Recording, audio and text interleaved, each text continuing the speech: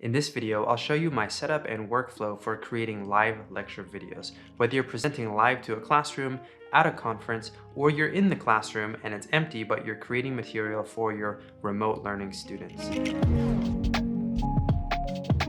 Now, these techniques work exceptionally well if you want to create an archive of the teaching material that you're delivering on a day-to-day basis. It also works really well if you have students who are absent for any reason and who need to catch up on the lectures later. Plus, if you want to be nimble in your pedagogy and quickly pivot from in-person to online teaching, then recording the lectures that you're already giving right now could be the way to go. Now, most of us grew up learning in the traditional classroom setting.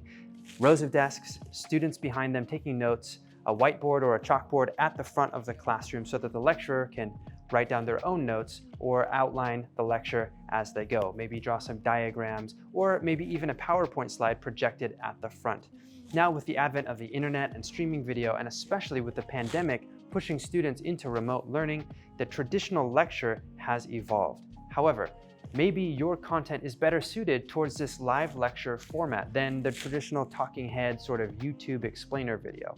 Maybe you're now teaching back in the classroom, but you want to keep an archive of your lectures for students in case they miss class for whatever reason, in case you have to quickly pivot into an online learning environment, as we've done several times in academia in the past 18 to 36 months. Or maybe you just want a nice archive of all of the lecture content that you are able to deliver. This is especially important if you are transitioning to a new university, or you're creating an online version of the course that you teach in person, or if you just feel more comfortable delivering lectures to a room full of people. Now, post-pandemic, a lot of classrooms are now smart classrooms, meaning they have built-in cameras and microphones around the room that can capture both the video and the audio very well. And if that's the case for you, then you're in luck, and all you need to do is contact your university's IT department and they should be able to get you set up. Now, here's how it works in my university, as well as most other universities that are equipped with a smart classroom. So let's get nice up close and personal with the lectern. Here we have a laptop and the controls for the projector. Okay, I'm plugged in and I have QuickTime open.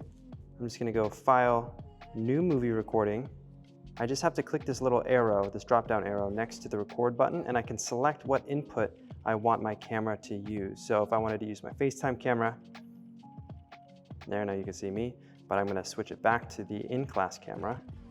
And it's gonna be something different for each university, but for us, it's the Aver Cam 520 Pro, number 3, for this particular classroom. Okay, and then I'll hit record. And now I'll switch in editing to the in-class camera. Now, with the in-class camera, you're just gonna wanna be sure that you have the camera focused on whatever is of interest. So I can zoom in, I can scroll over. If I'm gonna stand behind the lectern the whole time, I might set it up like this. Remember to look at the camera occasionally as if it was someone else in the room so that the people watching feel immersed in what's going on. Now, it's important to note that if you use the in-room camera, you might accidentally get some of your live students in the shot. Fortunately, there's no students in front of me right now. I'm just pretending like there are, but you might want to zoom that camera in so it's just showing the front of the room, and that will also allow people to really focus more clearly on you. So I'm going to go ahead and zoom it into the front of the room, and then we get not only a clearer picture of me, but also of what's on the board and anything that I'm demonstrating here for the classroom. Now, if your classroom does not have a built-in camera function, I would recommend just bringing either a cell phone or a DSLR camera, setting it up on a tripod near the front of the room, maybe even on top of one of the front row desks, pointing it at yourself, and then teaching to the classroom like you would normally. This is especially important so that you can balance out the engagement of the people in the classroom and those watching it online or through video. In a live lecture setting, you're never going to just look straight at one student the entire time, ignoring the rest of the people in the room. At the same time, you're not just going to completely ignore a student and never look them in the eyes. Instead, you want your eyes to be making contact with each person in the audience, roving over them so that they feel like that you are speaking directly to them.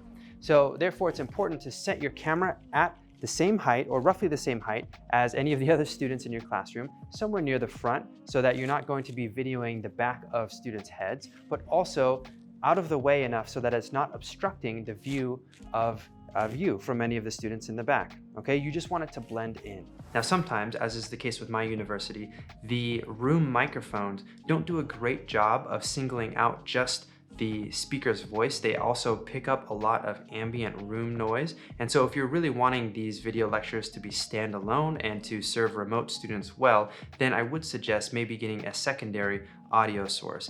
Now for audio, you have a few options. Usually the in-camera or in-phone microphone won't pick up your voice very well because you're standing pretty far away from it. Plus, it's going to pick up more readily the noises right around the camera. So if there's a student sitting right next to the camera and he or she is, I don't know, making loud breathing noise, maybe they're a mouth breather, it's gonna pick that up instead, but you really just want your voice to be picked up. So what I like to do is I use a lavalier mic, just like this one, which is then attached down here into my hip pocket to the Rode Wireless Go 2.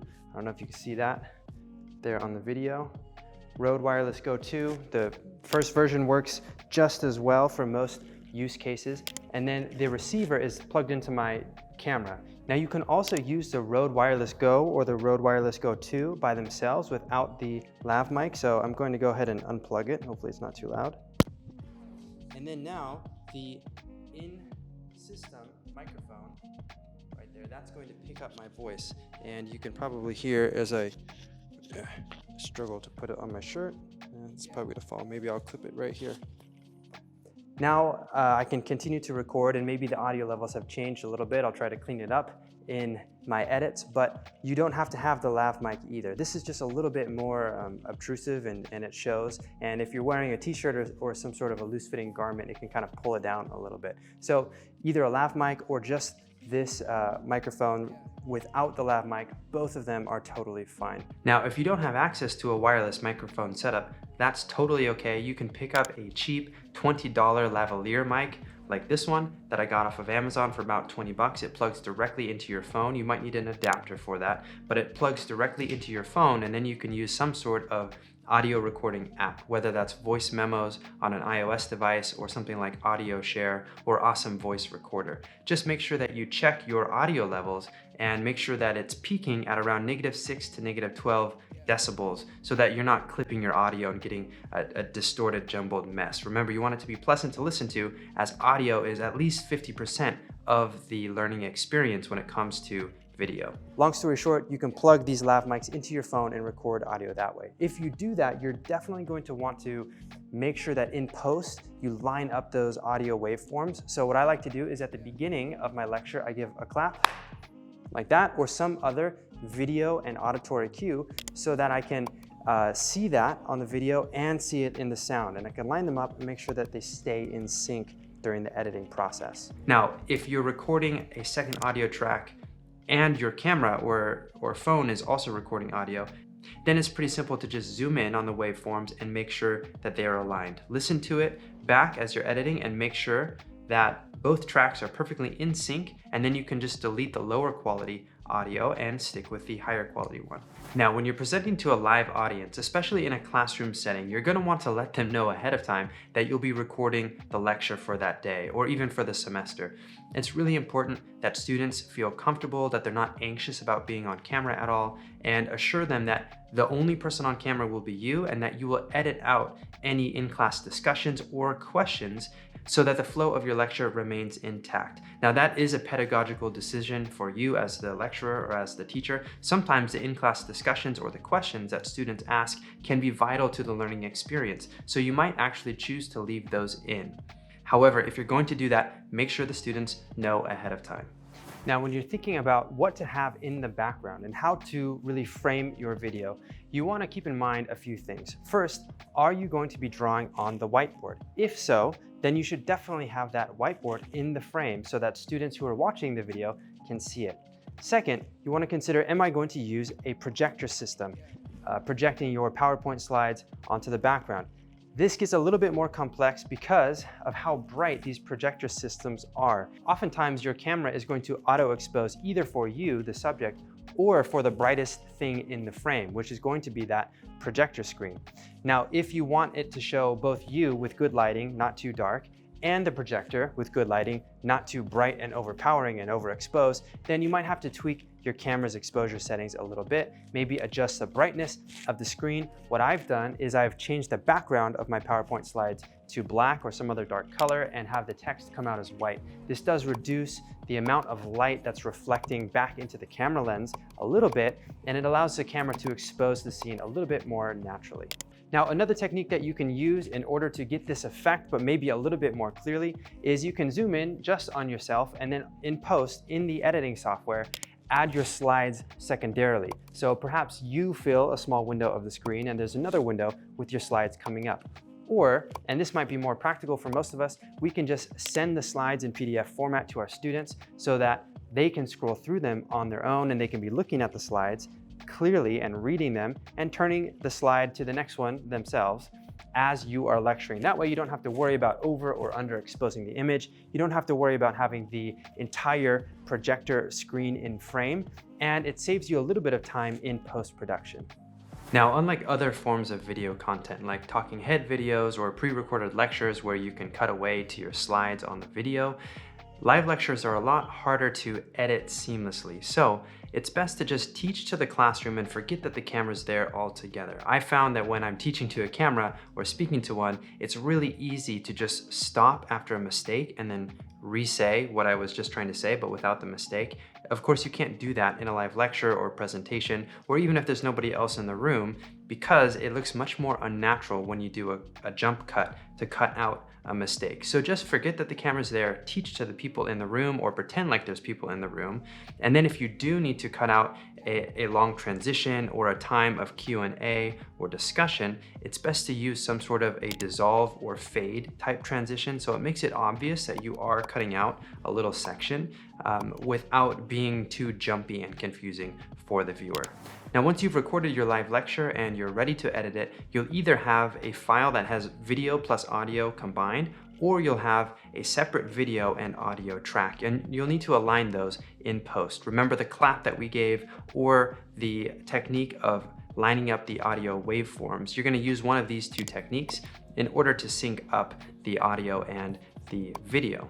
Now, once the clips are aligned, you can delete your lower quality audio clip or just mute that track to make sure that the higher fidelity audio is coming through. Remember, if you're going to cut out a section at this point, you're going to need to cut it on both tracks, both the video and the audio, and then delete that so everything stays in sync in the editor.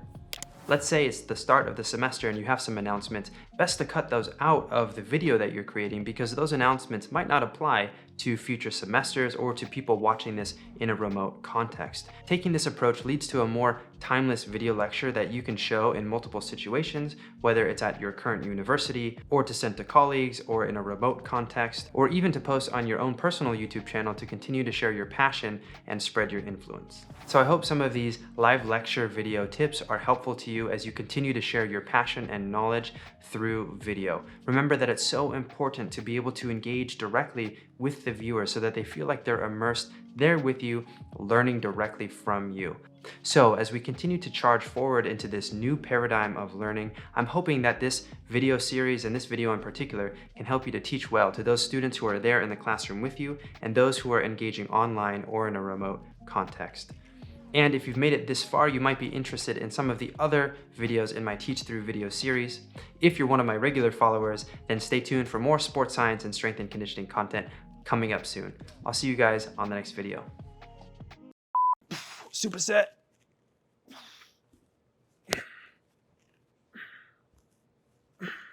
Dr. Goodin here, back from the lecture.